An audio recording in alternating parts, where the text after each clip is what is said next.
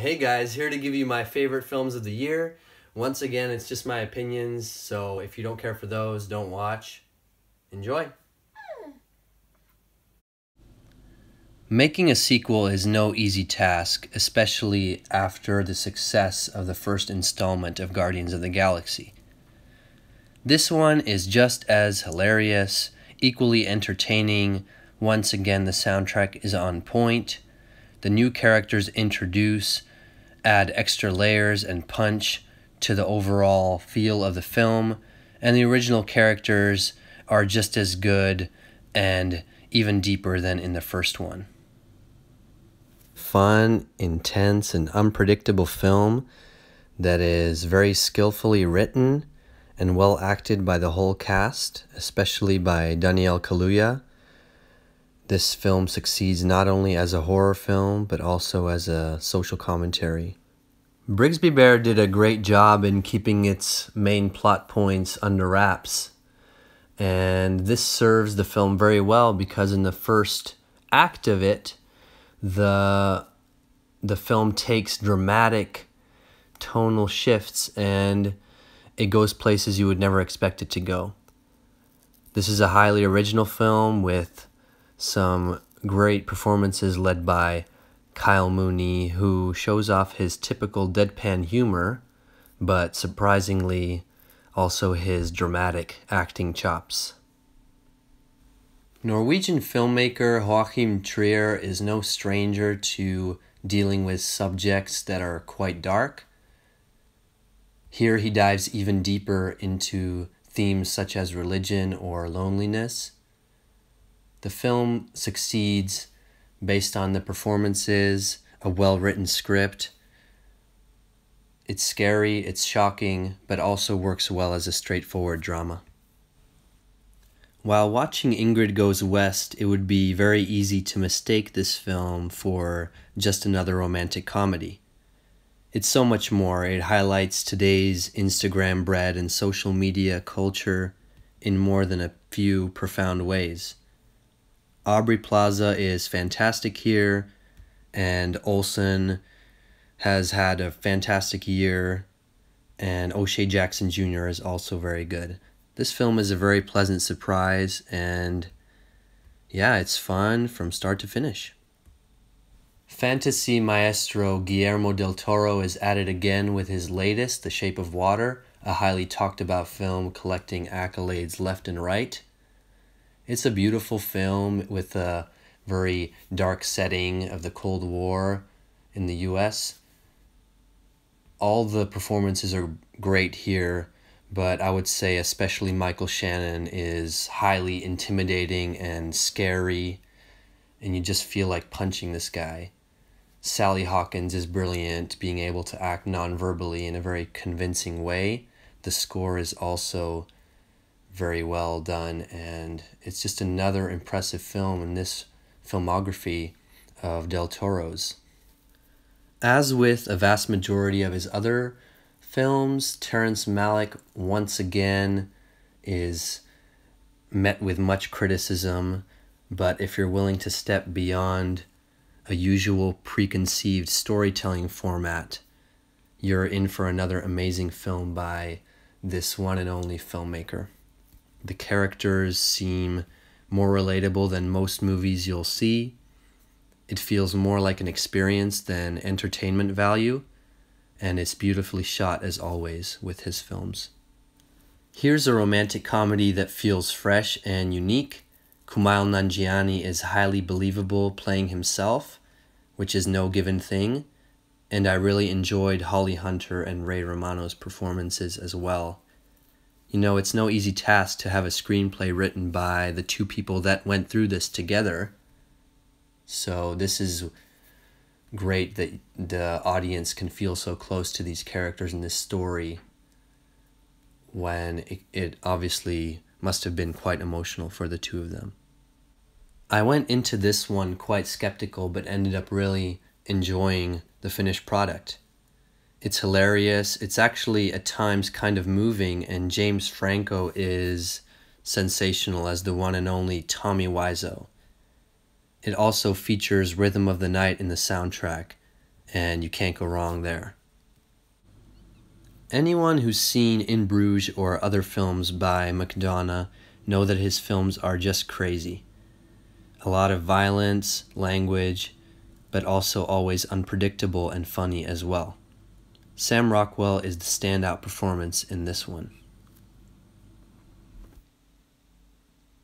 The best documentary of the year is kind of on the edge of 2016 and 2017. It's a quite in-depth look at the modern racial tensions still present in the US today and its historical context. It's brought to life by the voice of James Baldwin and his unfinished work. Samuel L. Jackson also lends his voice, and this documentary really hits home and should be seen by everyone, not just in America. Also debatable whether or not this should be on my list, its release depending on the country. Olivier Assayas confirms he's no lightweight when it comes to directing. This is his second collaboration with actress Kristen Stewart, who probably gives her best performance to date. And it's definitely worth seeing, but don't mistake it as just some scary movie. It's much deeper than that, as it is a fascinating character study full of mystery and ambiguity.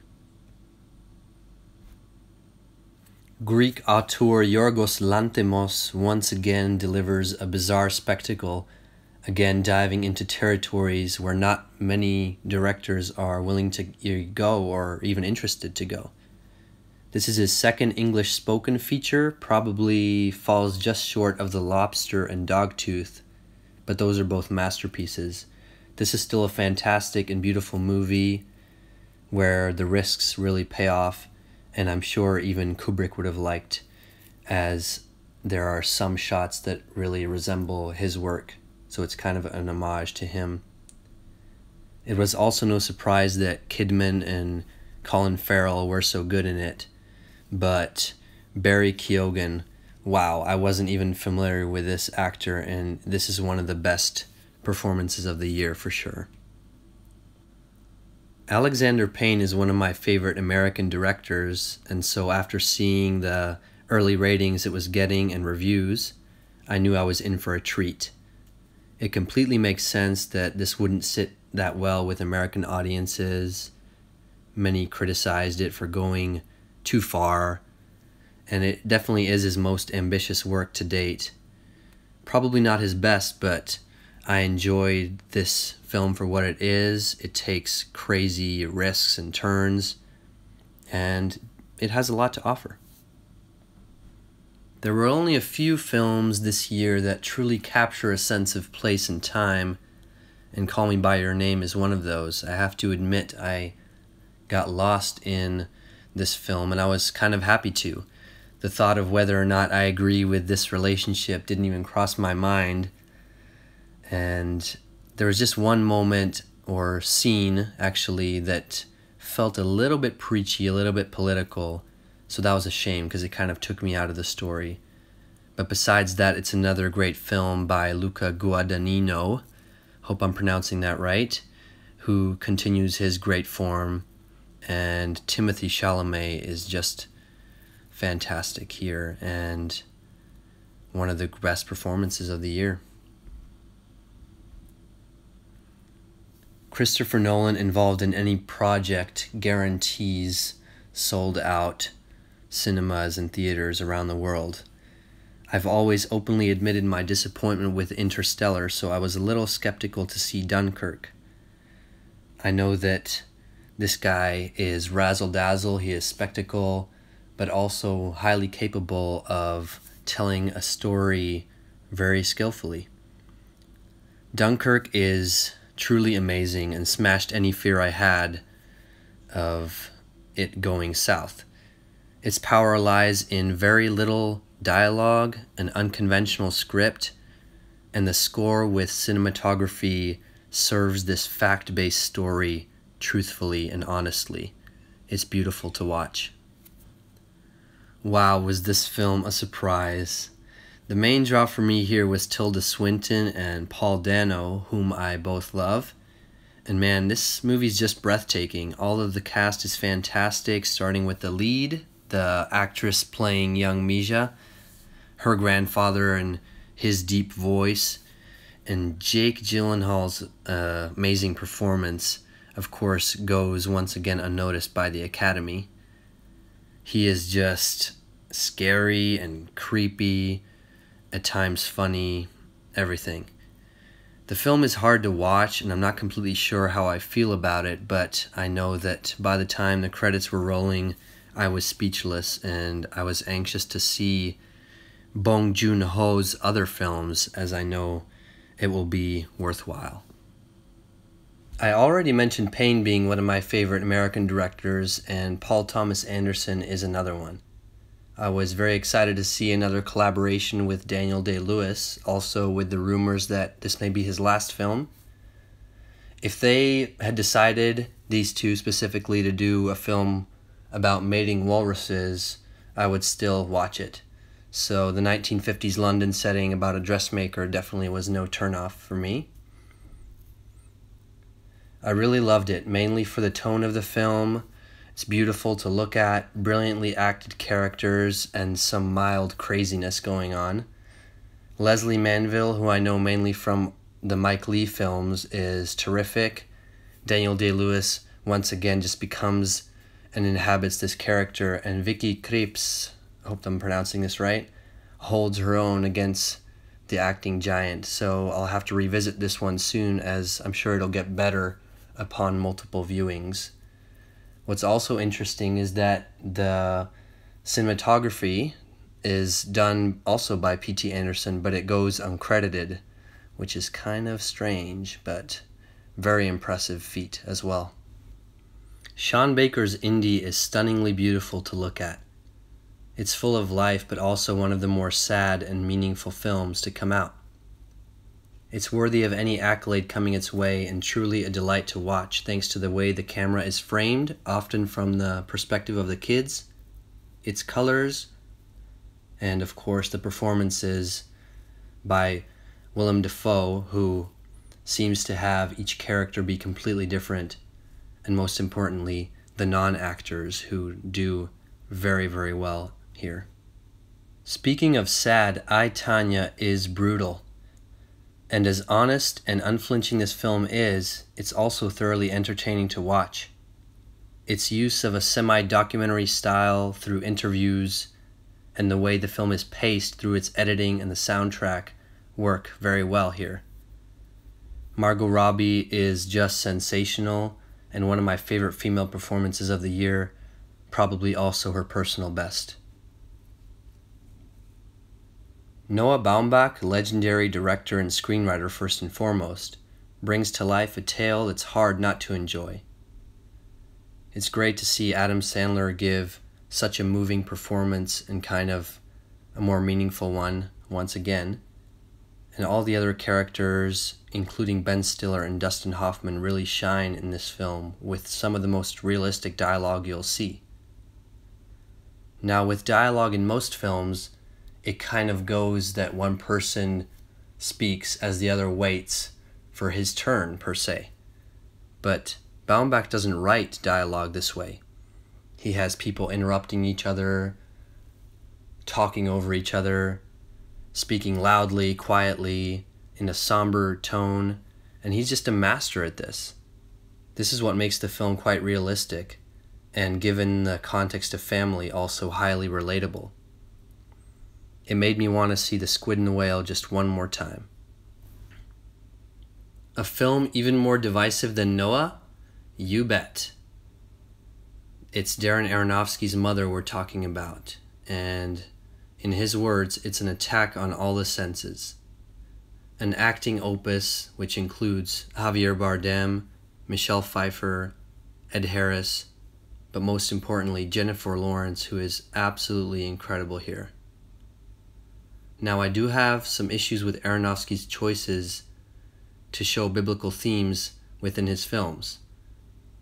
And especially here, because if you're going to show the character of God, most likely, how are you going to show him in human form alone? Aronofsky chooses to show him as this all-accepting, all-loving, self-serving, and worshipping being, but that's it. So if you're really being honest, you are depicting a God not truthful to the Bible, just some aspects of him that serve your own narrative purpose. Now, there are many aspects to God, but he is definitely anything but indifferent. And despite this personal criticism I have with the motivation behind the director's narrative structure, I absolutely love this razor-sharp and dark horror film. It's that nightmare you can never wake up from. And who wants to willingly enter this one? Definitely not for everyone. But we know nothing about Supreme Leader Snoke. And Luke just throws away the lightsaber that Rey hands to him? And that's not the way the Force is supposed to be used. And Rey's parents weren't Jedi?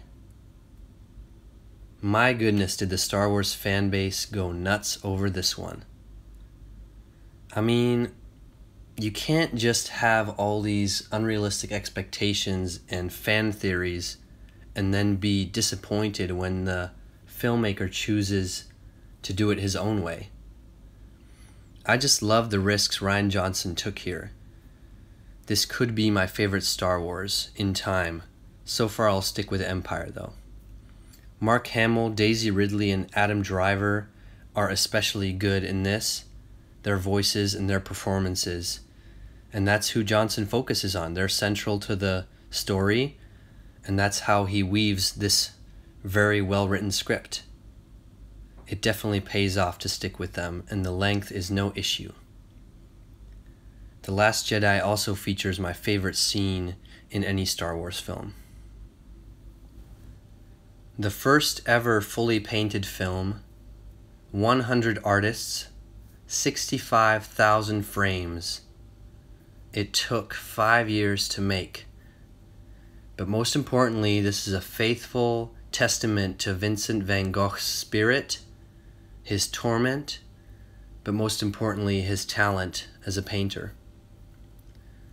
It's well worth the watch and went beyond my expectations. I can't thank Doroto Kobiela and Hugh Welshman enough for this beautiful film, along with Clint Mansell's transcendent score, which is just breathtaking to listen to and just complements the film so well.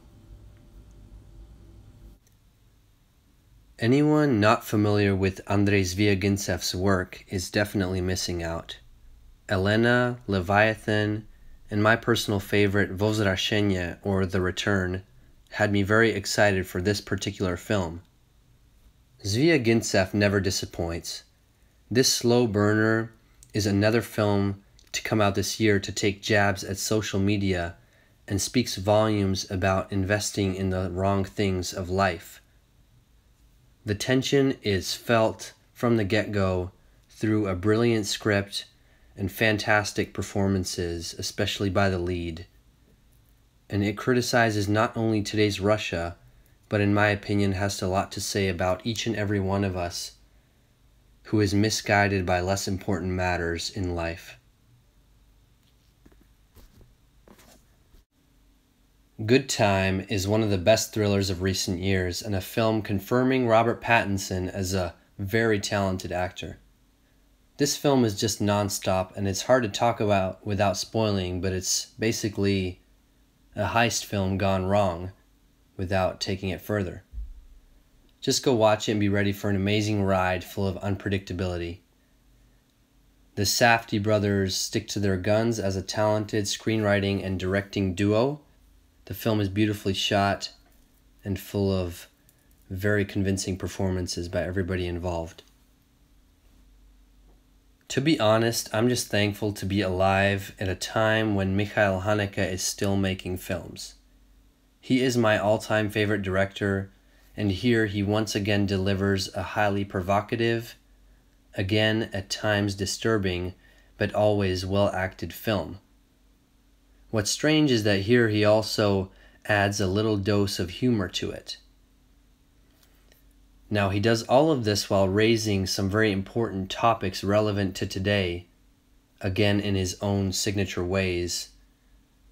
He is just one of a kind, and Jean-Louis Triganant is a delight to watch in this film, but the whole ensemble cast is great as well. There's also a little twist featured here that not everyone will catch, but it's definitely a treat if you do. I'm already deep into the films I enjoyed the most this year, but before I mention my top 3, I would just like to share with you a few honorable mentions that I wasn't able to put into my official list.